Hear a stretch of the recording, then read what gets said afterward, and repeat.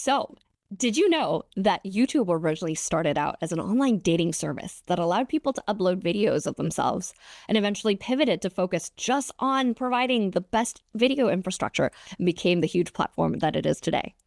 And similarly, Twitter started out as an online podcasting platform that pivoted to then focus on short form tweets, which evolved into what is X today. So that's precisely what we're going to be talking about today, which is how do you run successful pivots? So this is actually one of the top asked questions that I get from founders in the community, which is how do you not only pivot, but pivot with purpose and, of course, to achieve success? Without further ado, we're going to dive on right in today. Hello, everyone. My name is Shuo Chen. I am a former founder, now investing in founders and teaching founders at Berkeley and Stanford. I'm also one of the board members here at Decode, the largest founder community that's co-hosted between Berkeley and Stanford.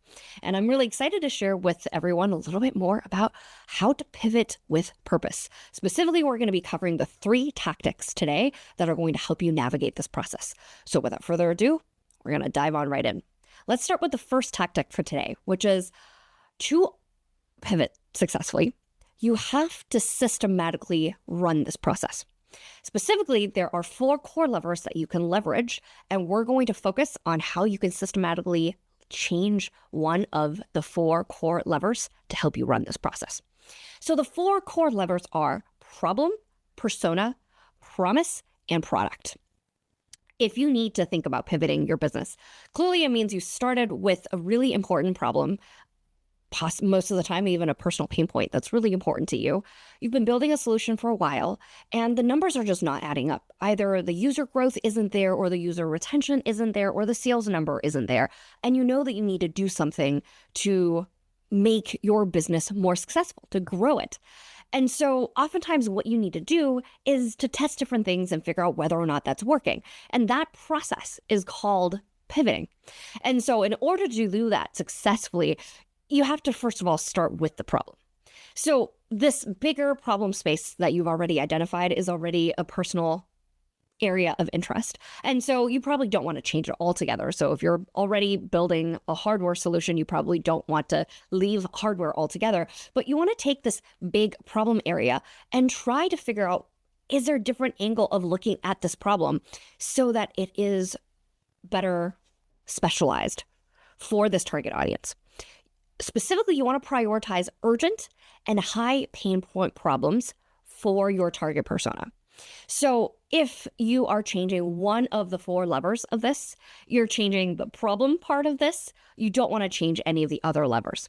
So I want to be very clear that when we're talking about systematically pivoting, you don't want to change all 4 levers at the same time, because otherwise you don't know what is working and what is not. You want to only change one thing at a time so you can figure out, well, how you're running this pivot is very systematic and that you've identified the one thing that you're changing that's actually making the result. So if you're changing the problem as one of the 4 core levers to figure out if you're pivoting in the right direction, then you want to prioritize the biggest pain problems for the target persona you've already identified. If the current issue is a nice to have for the specific individuals you're trying to help, then you want to explore related problems or just rethink the problem space altogether. And as a good example of that, Lattice is a company that many of you might already be familiar with. They wanted to stay focused on people leaders, but instead of just building any kind of software, they went from building a solution for OKRs, which is tracking high-level enterprise company-wide goals, to solving performance management. So they kept the same focus area on the same persona. They're still selling to people leaders, HR, but instead they're hoping to really just focus on tracking performance management. So that was the first core lever. Second core lever is persona. If you are thinking about, again, systematically pivoting, then if you keep the problem space the same and you want to adjust the core lever around persona, you want to reevaluate who benefits the most from this product that you're building and who experiences the most problem in the most deep and acute way. So this persona could be the buyer. Perhaps it is the CTO that is buying your product, but it could also be defined based on company type. So for example, they are a Fortune 500 company in financial services, or they are a company that is in the size of between 30 to 50 employees and specifically only building for construction workers. And of course, by identifying the specific persona, whether it's the buyer or the company type or overlap of the two of them, you can do deeper testing. You want to narrow or broaden or possibly even abandon the target persona entirely, depending on the results of your test. So you want to start by narrowing, of course. You test the very narrow persona you've identified, see if that works. If it doesn't, you try to broaden that persona. If that still doesn't work, then this is when you want to think about perhaps changing the target persona entirely. So as a good example of that, many of you might have come across the startup Plaid, which whenever you're trying to log onto a platform, they check all of your information to make sure that you're the right person that's trying to sign in. Plaid stopped selling to consumers altogether because they realized they couldn't get individuals to pay for this. Instead, they pivoted to serve fintech companies who actually need their integrations, which is why whenever you've come across Plaid before in the past, it's probably when you're trying to use a fintech platform of some sort and you're trying to log in. So this is a good example of the persona piece. Onto the third core lever, this is all around the promise. This is where you might want to redefine the positioning or the value proposition of your specific product so you can better address the need of the problem or the persona that's experiencing this. So this is how the benefit is communicated. You're not changing the product itself. You're just changing the language of the promise that you are delivering to customers. And oftentimes this is the most overlooked lever when you're thinking about whether or not to pivot a company. So as a very specific example of that, Ironclad is a good example where they shifted from positioning themselves as an AI legal assistant to instead focusing just on contract lifecycle management, just managing contracts. And this aligns with their existing customers, with an existing category they can fall into, and a very clear value. So instead of AI legal assistant, which is promising to be AI for everything legal related, they only do contract management. And so this is a good way of thinking about how you're not changing the problem space, you're not changing the persona of who you're serving, you're not even changing the product, you're just changing the promise. This is literally how you use language to describe your product.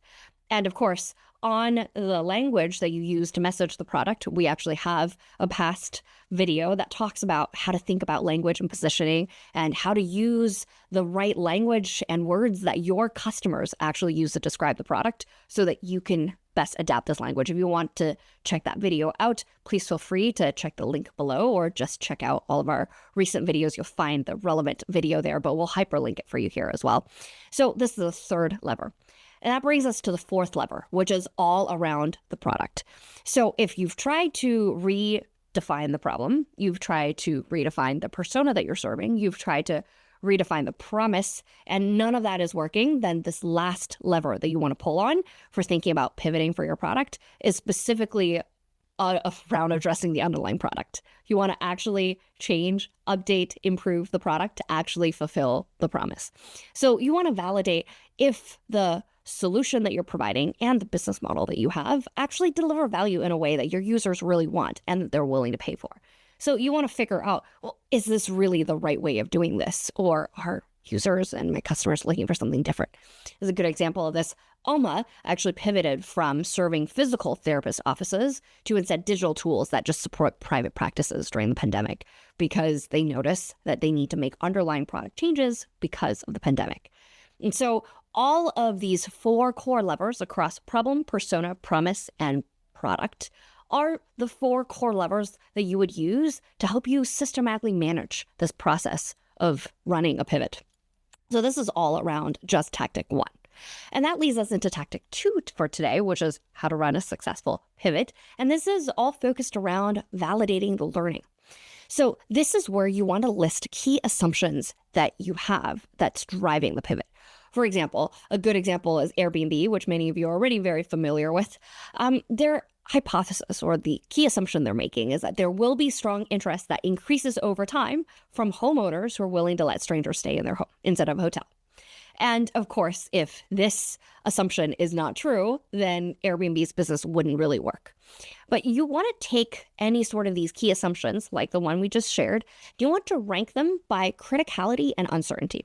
So how uncertain are you about this? How critically important is it to your business? And once you have all these assumptions listed out about what needs to be true for your business to be successful, then you want to design targeted experiments to test each of these assumptions.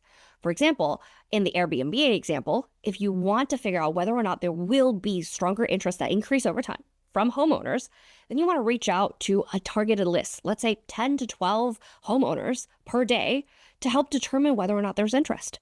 If you're getting strong pushback consistently across the board, then that's a good sign that perhaps this assumption you're making is just not true. And of course, you want to ask questions in unbiased ways and ask these customers to respond to you. So you want to ask broad questions to not bias the witness. And of course, if the responses that you're getting from the 10 to a dozen core customers that you're interviewing, they all say, hey, I could see this coming true, or I'm increasingly accepting of these norms or these assumptions, then of course that validates the underlying assumptions that you're making. And at the end of this, you want to define key metrics based on current benchmarks so that you can measure progress and success. For example, you could say, I'm going to measure the number of signups that we're getting over a fixed time period, or I'm going to measure the number of new listings we're getting from homeowners, again, from the example of Airbnb, over a fixed time period. That helps you measure whether or not this assumption is developing or this trend is developing in the direction that you believe is true. So all of this is tactic 2 around validating your learnings by listing out your key assumptions, designing very targeted experiments to test each underlying assumption, and then defining the metrics, the key metrics that help you track whether or not you're going in the right direction. And that leads us into tactic number 3 for today, all around how to run a successful pivot. And this is actually super important as well, which is getting everyone on the team and more broadly aligned. So you want to communicate the pivot clearly and decisively.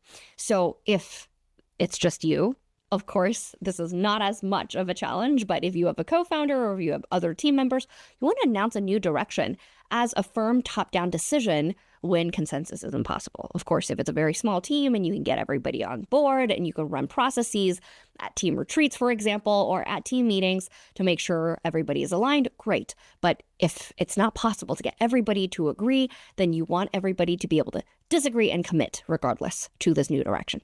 You want to rally your team with a very clear call to action, like, team, this is the bet we're making. Let's go. These are the key metrics we're tracking, and we're going to measure this in X timeframe. And of course, in this process, you want to identify any knowledge gaps. So this is where you might need to think about shuffling team members around, hiring new people on board to bring other specialists that can provide these new perspectives and skill sets.